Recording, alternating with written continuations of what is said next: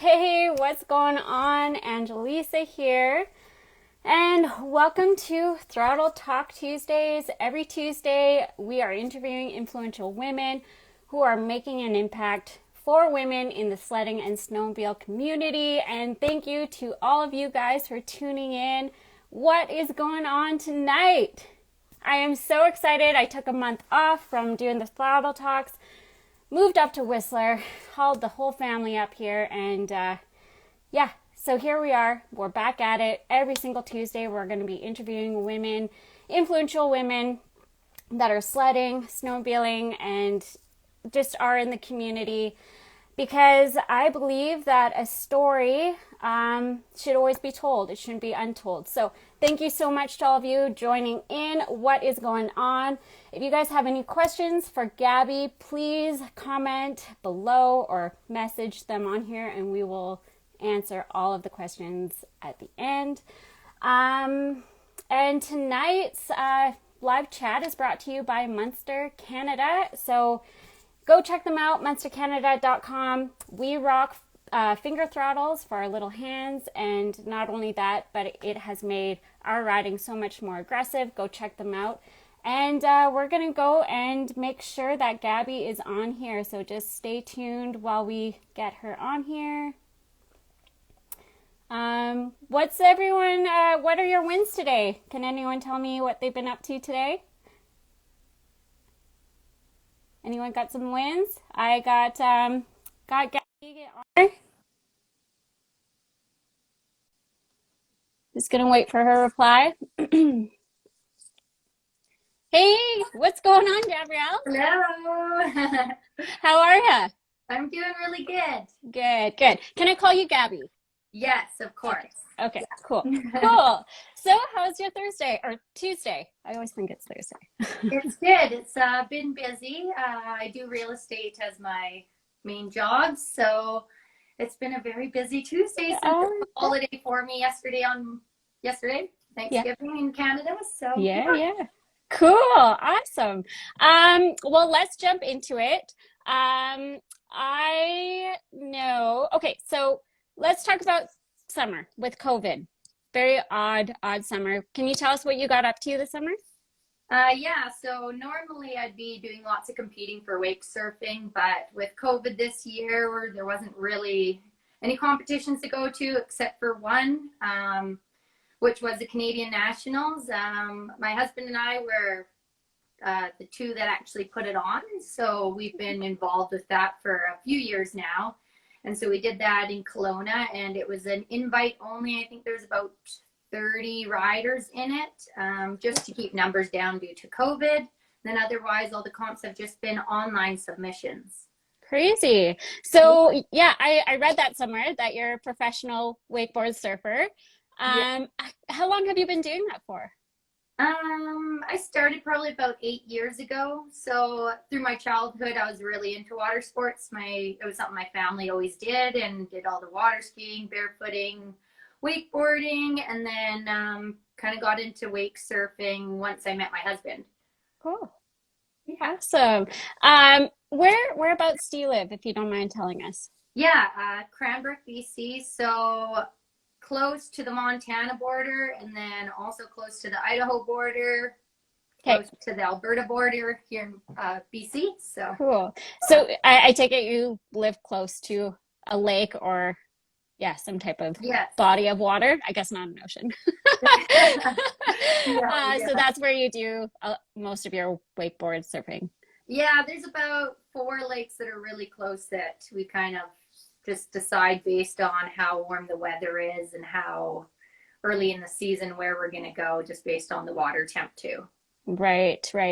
Are you one of those where you wake up in the morning and you check the water, make sure it's all smooth and crisp before you go out? No, not at all. I feel like you don't have to be as much like that with surfing. Right. It's not as critical for it to be super smooth, but we're Right. lucky we live in an area where we have lots of options for lakes, and we can normally find somewhere that we can find flat water, whereas some of the people, in Alberta and stuff, their lakes are super busy. So Yeah. I'm sure they're doing more of that early morning to get out and get some good water. Yeah, yeah, for sure, for sure. So because you've been competing, I guess, in the past, and you did a little bit of that this summer, would Mhm. you say that that's helped with you staying, I guess, in shape for sledding? Like, do you feel that a lot of your strength training comes from that? Um, I mean, I feel like it crosses over in the fact of the cardio aspect. So, say if I'm just practicing a new trick that I'm crashing all the time, so it's not super tiring. Right. But if I'm, say, working on a run, so doing, say, a longer pass without crashing, then the cardio is pretty high with surfing. But I don't find like strength wise, it's not, I guess I feel like it's like rest time, I guess, in the summer. Like I more do my really hard training in the fall, and then I'll try to do a bit in the spring. But once summer hits, I feel like it's just kind of like a free for all and just having fun and spending time at the lake. Absolutely. Just kind of taking your summer off in a way, right? Yeah, Like you get to exactly. relax. Yeah. Well, since we're diving into it, let's talk about your winter.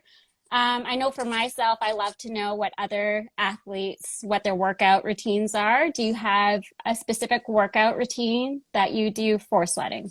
Right. Yeah. I've kind of done a few different things. I've always really liked like high intensity interval training. So like circuits where it's, say you do a move and then you do skipping. I've done a lot of that over the last probably 5 to 6 years. Okay. And then this year I'm really concentrating more on some strength training right now. So like lots of upper body stuff, just because I feel like snowmobiling, you need lots of upper body strength, and being a girl, we don't have the same, say, upper body strength as most of the guys do. So that's something that I'm really trying to improve on, is my upper body strength. And then I mean cardio, I feel like, is a really important one, just because it is physically exhausting. So I definitely always concentrate on that too. That's good. That's actually really good about the cardio. I know it feels like every 5 minutes I have to stop Yeah. just to Right. catch my breath. Yes. Awesome. So can you let us know? Okay, you've already explained Cranbrook, so maybe we'll skip that question. What kind of sled do you ride? So this year I am riding the 2021 Polaris Chaos. I have a 165 with the 2.75-inch paddles on the track, and then also a 155 with the 2.75. I've got two just because one's going to be, I feel like, really good for like deeper days and doing more like, say, tree riding days with my brother. And then I feel like the 155 is kind of, I'm trying to push myself, I guess, on some other kind of technical trick type things. So I kind of wanted to have that sled as well for For sure. photos and Yeah. that type of riding, I guess. Yeah. Awesome. Oh, that's like the dream. The dream to have two I was types of gonna sled. say, I definitely feel like I'm in a dream this season. I'm Yeah. pretty excited about Oh, it. that's awesome. That's so great. Okay, so I read somewhere, rumor has it, no, just kidding, uh, that you have been sledding since you were 3 years old. Can you tell us a little bit about your childhood? Yeah. Yeah. So have been sledding since I was three. Cool.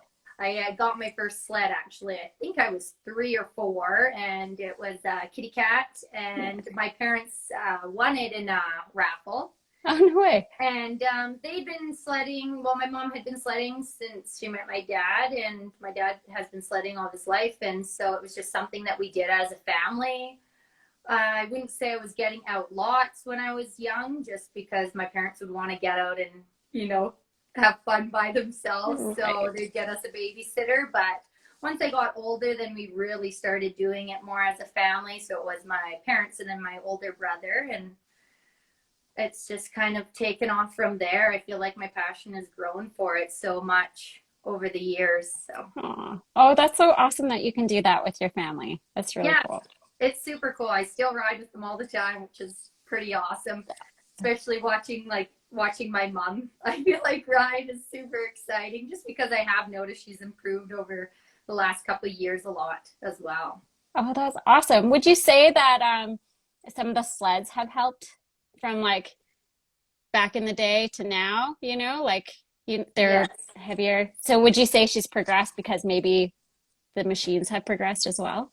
Yes, I feel like that's a big part of it. I mean, lots of the sledding was really more of that. I felt like more of that style with the really wide ski stance and everything, that you were kind of keeping your skis level more often and Right. leaning way over out the side. And I feel like in some ways that's been kind of a habit from my childhood that I've been kind of Right. breaking, right? The Right. last Yeah. years is just switching to that new style of riding, right? Everything is just about your throttle control and tipping it on edge and that kind of riding, which is awesome. Yeah. Oh, for sure. Cool. Okay, so let's get into some of the struggles and pains when it comes to sledding. I believe sledding is one of the hardest sports out there. So can you tell us a little bit about, like, can you describe or go into detail some of your struggles that really stand out for you? Like what you dealt with? Did you have a bad season? Any injuries? Yeah. So I feel like one of the struggles is always confidence. Um, I mean, I feel like I hear this too from other girls all the time, is just having that confidence when you go out. It's like one day you just feel like you got it, and then another day maybe you're just, whatever reason, your body's more tired out. And I feel like it's always a battle of your trying to stay confident in your riding ability. And then also, figuring out different ways to do things as a girl, say like getting unstuck.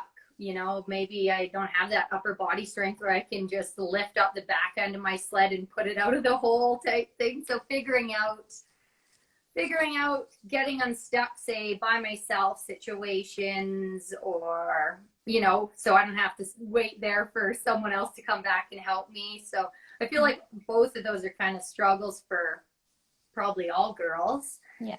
um and then as for being out for a season, I really haven't had one where I've missed out. I've been really lucky, knock on wood, because I want to continue that.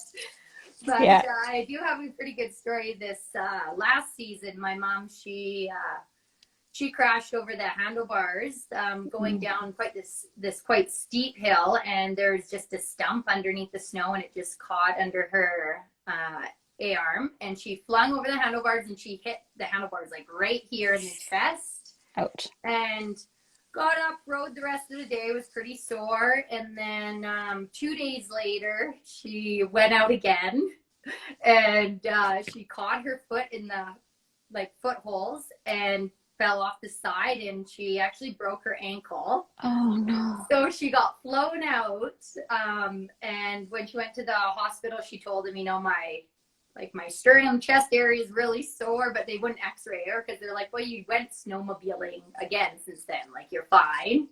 So she went on for like a week and then went back to get her ankle checked, and when she went back in, she was like, my sternum's still really bugging me, and they checked, and she actually broke it too. So Oh. so she had a hard season, but it's funny that it just shows how tough and resilient girls can be, because I mean, she went out and rode 2 days after doing that to her sternum, and then, but she's all good to go for this season. Oh, So awesome. Did that just yeah, happen like last season? this was last season. Oh, Yeah. oh man. So yeah, she's a pretty badass chick. Oh, I bet. Oh, I would love to meet your mom. Oh, well, I'm glad that she healed well and she's stoked Yeah. for this season. Oh, that's awesome. Let's chat future Gabby. Do you have any goals for this up and coming season? Yeah. So last season, I kind of really started working on hopovers. That is something I really, really want to get, like a legit one. I got a few last season that were more, I would just call them like a redirection, I guess. So not Right. really getting up into that full wheelie and riding out. So that's a big one on my list for this season. I'd really like to get that. And then I've been working on like reentries, that kind of thing, which I can get those, but maybe not when I'm like, oh no, I need to like do it now, a Right. situation. So I'd Right. like to be able to actually get it where I'm, in some type of terrain where I'm like, oh no, I need to do it and to get out of here or not get stuck or whatever. So Right. that's something too. And then I just want to push, I guess, stepping up how big of drops I'm doing and just more technical tree riding. I feel like overall kind of improving is the Yeah. goal. Yeah. Yeah. Um, Actually, I was gonna say, like with your reentries and your hopovers, like I love seeing your progression from last year, like Right. all the posts, and you were so real and authentic about it. You just like just some of the things that you said, it was just like, oh man, like even if you didn't land it, like that was okay, and you still worked on it, which I Yes. really appreciate you sharing that kind of stuff. Yeah. I feel like it's like you can try something, say, 30 times, and it doesn't mean your 30th one's going to be better than the one before. I feel like it's like, I don't know, you get one here, you get one randomly there. It's just Totally. some point I'm hoping that it becomes a Consistent. consistent thing that, yeah, because I would really like to get it as like a full stand up on end, switch Right. directions. And I'm finding the hard part for me is getting your feet over to the other side Okay. without getting caught on the seat. So Gotcha. that's what I'm Gotcha. working on. And I feel like that's too with the workouts. That's kind of something I'm thinking about as well when I guess working out. And I feel like having a goal like that makes you a little more motivated too when you're working out, because I is working out really something that people choose to do just for fun. I don't, but I Right. generally have a goal, so I feel like that's something that really pushes me to push myself when I work out. That's so valuable. Thank you for sharing because I feel like, yeah, you're right. When you visualize and you're going to the gym and you have that goal, like you're right. Not everyone's just going just to go and have fun Yeah. at the gym. So thanks for Yeah. sharing. That's Yeah, actually it's more really great. motivating, I feel like. You Yeah. got something in sight. So Yeah, absolutely. Would you say you put a lot of pressure on yourself when it comes to filming and shooting? this one is like a yes and no Okay. question for Okay. me. So when I'm shooting with other people that say I don't know really well, I feel like I definitely put more pressure on myself, which makes it harder because I feel like you're nervous. So in lots of ways, you can't perform as well when you're nervous. Hmm. And that it all just comes down to comfort. So Isaac does the majority of my photos and videos for me, but then when I'm getting out, say like this last season doing the players photo shoot with them, I feel like the pressure's on because you don't want to wreck that perfect spot that nobody's Right. touched or whatever. You just don't want to screw it up because Right. I feel like the attention's on you then. Whereas when I'm going out with Isaac, it's just like, I tried my best and hopefully I'll get it first try and For not sure. wreck the fresh powder, but For sometimes sure. you do, sometimes you don't. Yeah. Yeah, absolutely.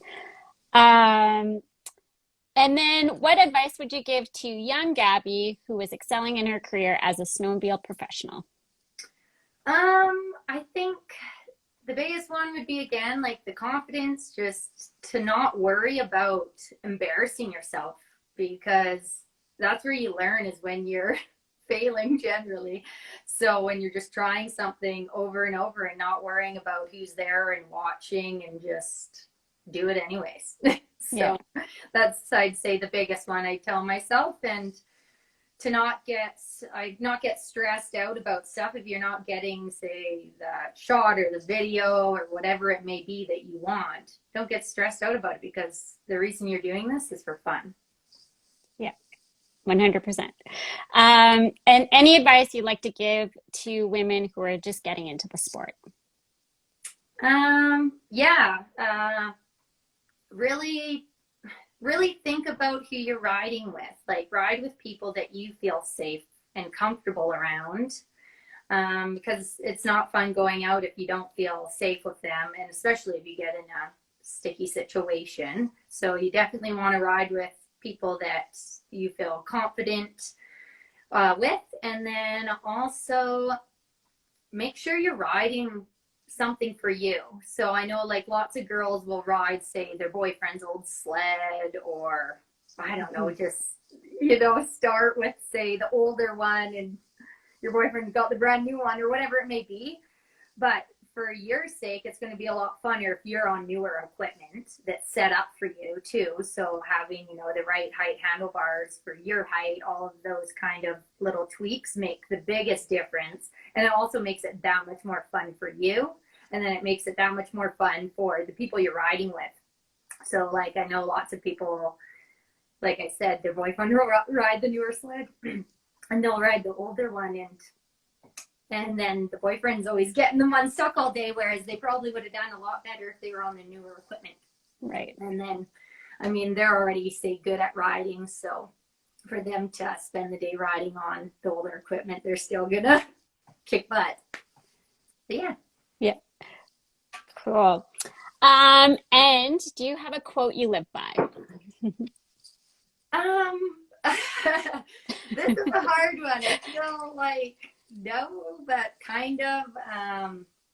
Just that everything I feel like that I choose to do is trying to be based around fun. So I feel like with my job, a big part of it is I chose it because I want to have flexibility so that I can go out and snowmobile when we get a fresh dump. So just, I don't know, live your life and have fun. Like, to me, that's the most important thing, is that you're having fun and enjoying it.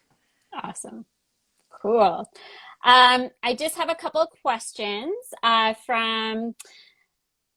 have 4 questions. One of them from Backcountry Carly.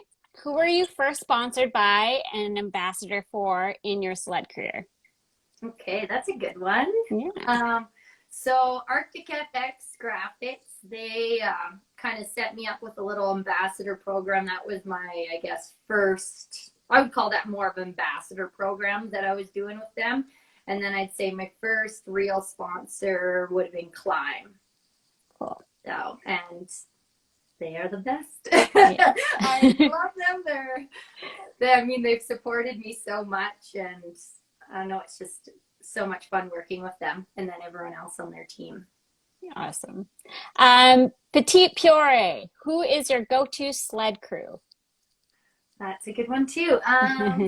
So one of them is actually my family. My parents generally go out at least once a week. So lots of times I'll go out and I'll go with them, and my brother will go, and we'll kind of go out and do our own thing, and then radio them and meet them and have lunch with them. So they always have a big fire, which is awesome. They'll have a fire and they'll cook steak and shrimp and wow. out. So we'll kind of rip around, do our own route maybe, and then meet up with them for lunch, and then kind of same thing on the way out. And then also I have, I go out with my husband too, and a group of friends, but I feel like my kind of main go-to is definitely going out with my family. And then also my brother-in-law, get out a lot with him as well. So. Oh, awesome. KT Hutter, what are your values, principles as it relates to snowmobile culture? For example, honesty, trust, playfulness, commitment. Sorry, we say the N word again. Yeah. So what are your values or principles as it relates to snowmobile culture? For example, honesty, trust, playfulness, commitment. Oh, I think trust is a very, very important one. That, yeah, you trust the people you're going out with. For sure. I think that's number one, because that's your safety, right? So yeah, absolutely. I think that's super important. I mean, it's awesome to go ride areas too, like bigger areas, so you can meet other people as well. Like, for me, one is say going to Revelstoke, just because it is such a well-known area. You will run into lots of people and make new friends there. But I'm always taking somebody with me that I'm 100% confident that's gonna, stick there and be by my side the whole time. So Yeah, yeah. cool. BC Sledder Chick, what inspires and motivates you to push yourself as a sledder? That's a hard one. I think it's just that it's like that excitement you get from getting something new, or doing a difficult line. You know how you just, I don't know, after you do it, you're excited to tell everyone. Obviously, they're not going to get it if they didn't see it, but I don't know. It's just that excitement of, I mean, every time you go out, there's at least you're going to get a gorgeous view, and then hopefully maybe you'll learn something new. And I feel like that's the best part about it. You get to go somewhere gorgeous, you get to learn something new, and you're hanging out with your friends and having fun. So Awesome. Cool. So that's it for these questions. Now I'm going to open up to everyone else. Don't mind me. I'm just going to get my face right in there. So I'm just going to scroll up to the top and see if anyone has any questions. Alberta She Sled says, "Hey girl, looking amazing as always." Kaden McKenzie giving a whole bunch of hearts. Sturko is giving us a wave. Looking good, girl, from Mountain Darlin. Todd Eberts, hey, Tan, give these girls some gear. Oh, he meant to be. Hey, to be, give these girls some gear. Okay, let's just see if there's any questions. Lots of love. Backcountry Sledder Apparel, you're the best, Gabrielle. Let's see, just gonna keep scrolling here. I did see a question pop up, maybe a couple of them. Alberta She Sleds, pin and wiggle. Kara Hockley Photography, hi Gabby. Lisa is Go Girls Rad. Remodel Your Life podcast, yep, fit your own body. I'm sure we're talking about sleds here. Alberta She Sleds, here's a question. What height do you use for a riser for your handlebars? Like where, how high or low do you recommend for best riding? Okay, so that's a good one. Actually, me and Julianne kind of talked about this. We did a little Climb Women questionnaire type thing last week, and this was a big one that came up. And for me, I'm riding with the Polaris low handlebars. So they have 3 different options. They have low, medium, and high. Each option is like an inch height difference. I'm 5'9", and I'm riding with the low ones. Okay. One thing Julianne had said, which I thought was great, is she suggests having your handlebar height between your pelvic bone and your belly button. So you want it somewhere where you're going to give yourself good leverage, because if your handlebars are too high, everything is just going to be that much heavier feeling. But you also don't want to be too low that you're riding, say, down the trail or on a bumpy trail and your back is just dying either. So for me, I kind of mostly base mine on how I'm riding when I'm at the point of the fun riding. So I will suffer a little bit down the trail with bending my legs and my legs burning more, so that I can have a little bit lower handlebars. But I think it pays off for once I'm actually out in the mountains and fully riding. So it's all personal preference, but I do think, like Julianne said, between the pelvic bone and the belly button is a good kind of idea for yourself. Perfect. Ira, who is your favorite rider? Oh, that's a hard one too. Well, I love riding with Julianne, just because she's awesome and fun, and we're homies, so that's good.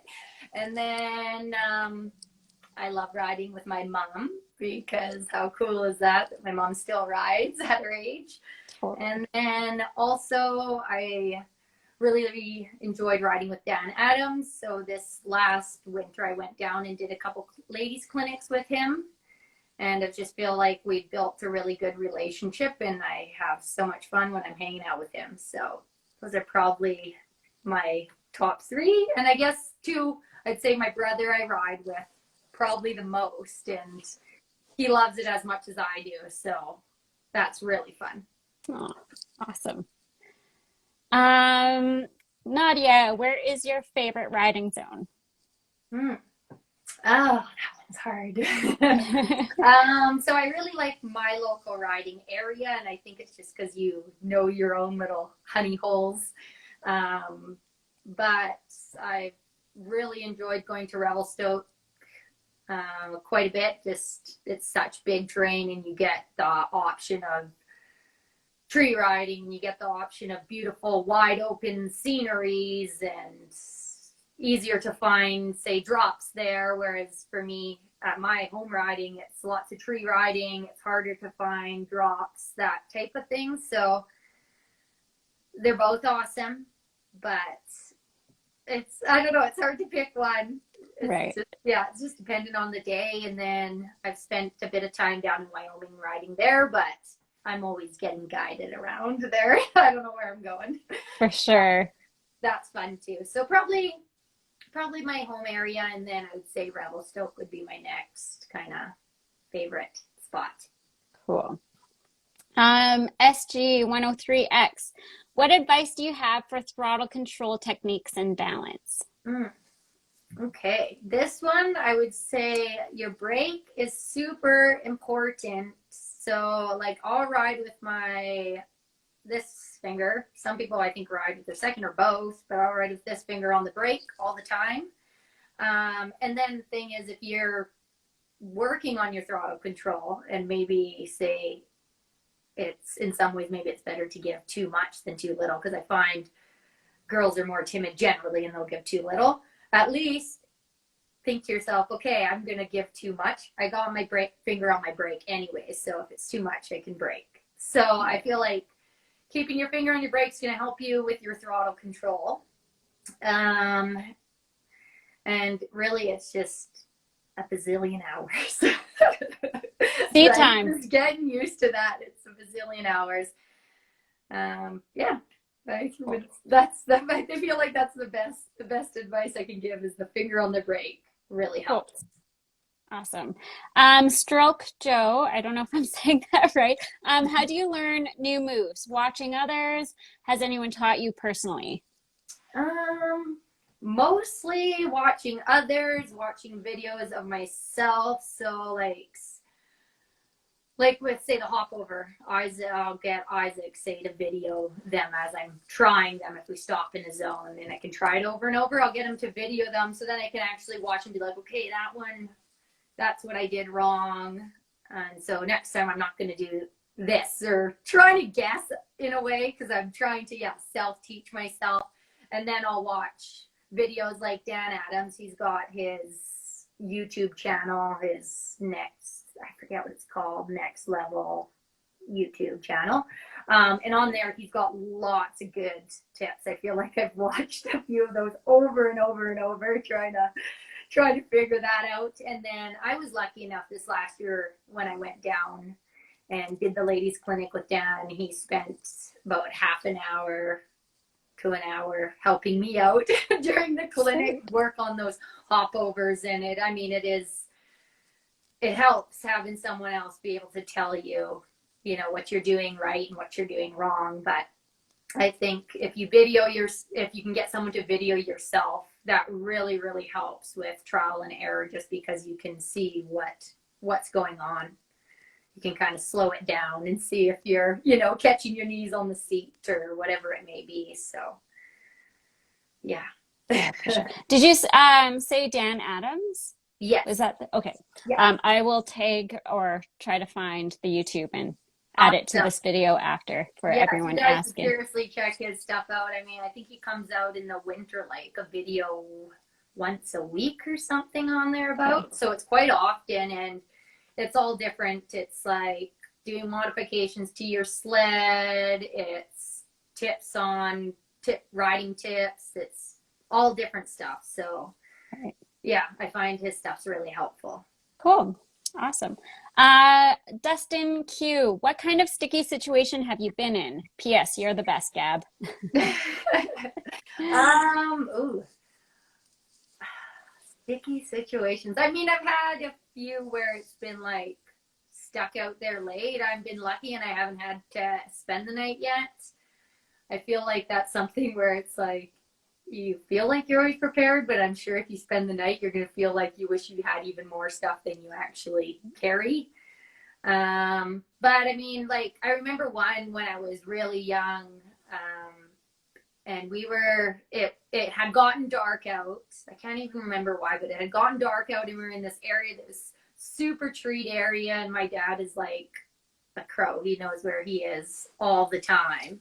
Right. And he's walking us a trail to get out of the trees, and we're all just following in a line. And I remember that one. That one was, we probably didn't get out till like 10 or so. And I've had a few kind of like that. I've been like this one area of road, and you have to kind of climb back up the chute that you drop in, and that one's kind of an iffy feeling, because it's like one day you'll go and it's no problem coming out, and then if you get a big snowfall and you go again, it's glorious down there, so you want to go in, but it's like, oh, now we got to get out.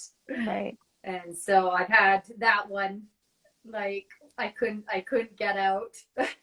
Couldn't get to the top, and we didn't want to wreck it, so we rolled my sled to the bottom, which was so painful just watching it go, because it was like I got it stuck, but we're like, we can't leave a big hole or no one else is going to get out. Right. And then one of my guy friends, actually, he got it out, and what he did was, right as he was like close to the top, he wasn't going to make it. It just wasn't going to have enough power, so he just like pushed off and shot it up, and he fell backwards like 20 feet down into the powder, and it like rolled over the top. And then we saw it like rolling about to go back, and we just grabbed the skis and just got it out. So crazy. but I haven't had to spend the night yet, and knock on wood on that one, because I have no desire to do that. Yes, me neither. We have, I know you touched a little bit about this, but if you want to announce it one more time, what kind of, from Brady, are you getting a new sled? Yeah, so I'm getting 2021 Chaos 165 with the 2.75 paddles. And then, so that comes with the new quick drive too, which I'm super excited about that. And then I'm also getting the 155. And then that one's kind of going to be like my lightweight sled, I guess. So I'm going to do a few mods to that one just to make it extra lightweight and hopefully help me with hopovers and that kind of stuff. So nice. Yeah. Oh, you're going to kill it. It's going to be the perfect sled for it. I hope so. Yeah. Strelk Joe, she says that's pretty excellent idea. Video yourself. Thank you. Okay, we just have a couple more questions and then we'll shut her down. Alberta She Sleds, what do you ride in your avalanche pack? Yeah. So I try to keep like all my, say, sled tools, anything heavy off of my pack, because I don't want to carry extra weight. So I generally will carry pretty much just my safety stuff.